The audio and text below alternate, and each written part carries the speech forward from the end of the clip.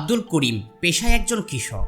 জন্ম থেকেই মাটির গন্ধে বড় হয়েছে। তার জীবনটা শুরু হয় সূর্য ওঠার আগে আর শেষ হয় যখন আকাশে চাঁদ ওঠে। গরমের দুপুরে সূর্য যেন মাথার উপরে আগুনের গোলা হয়ে থাকে, তবুও করিম খালি গায়ে মাঠের মধ্যে কাজ করে। বর্ষার বৃষ্টি যখন টানা 3 দিন ধরে ঝরছে, চারপাশে কাদা আর পানি জমে গেছে, তবুও সে ধান খেতে দাঁড়িয়ে থাকে কোমর সমান পানিতে।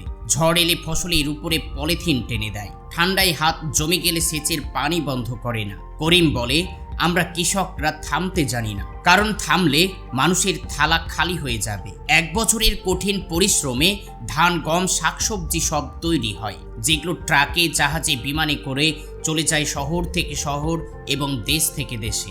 অজান্তেই করিম তার মতো লাখো কৃষক গোটা পৃথিবীকে খাওয়াচ্ছে। কিন্তু বাজার গিয়ে করিম যখন নিজের ফসল বিক্রি করে, দাম শুনে তার বুক হাহাকার করে ওঠে।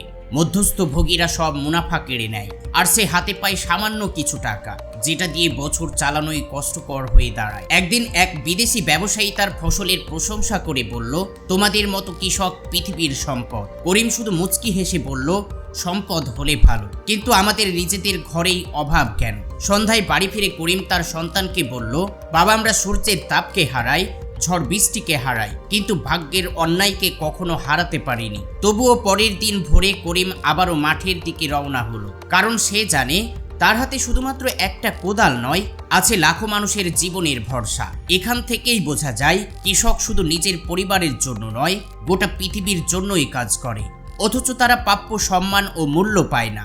তাদের ঘামেই আমাদের খাদ্য, তাদের প্রতি ন্যায্য মূল্য দেওয়াটাই আমাদের দায়িত্ব।